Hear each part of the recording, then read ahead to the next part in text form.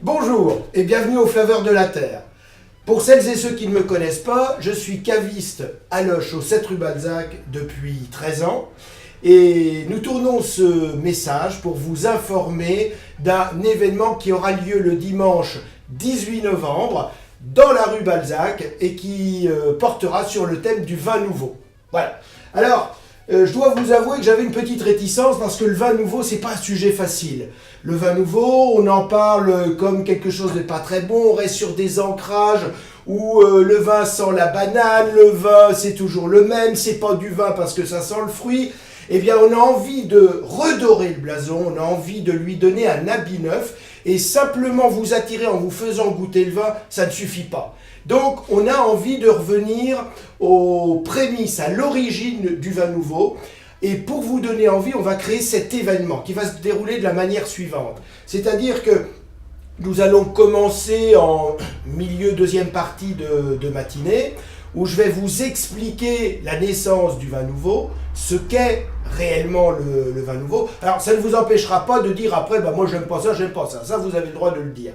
Mais le vin nouveau peut être quelque chose de très bon, de très bien fait, parce qu'en définitive, c'est le nouvel an du nouveau millésime. La nouvelle année pour tout le monde, c'est le 1er janvier, et bien pour le vin, c'est le 15, le 18, le 23, peu importe, c'est le 3e jeudi de novembre. Et on peut s'encanailler avec du vin nouveau, parce qu'en définitive, c'est du fruit, c'est de la légèreté, et je vous le dis après, nous allons déjeuner après cette présentation du vin nouveau. Et on va déjeuner avec une tradition qui est bien lyonnaise autour du cochon. Mais entre le déjeuner et entre je dirais cette petite conférence qui va vous expliquer comment on fait le vin nouveau, il y aura l'apéritif autour du cochon. Donc je résume. Une petite conférence suivie d'un apéritif cochon.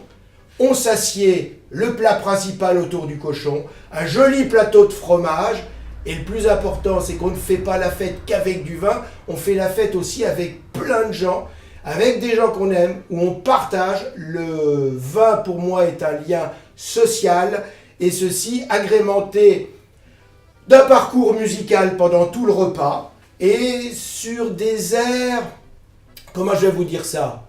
J'adore toutes les musiques, mais là-dessus, il faut que ça soit des airs qui vous invitent à danser, qui vous invitent à chanter. Ce que je souhaite, c'est qu'au terme de cet événement, nous repartions tous gais, joyeux et le cœur gros comme ça. Coupez!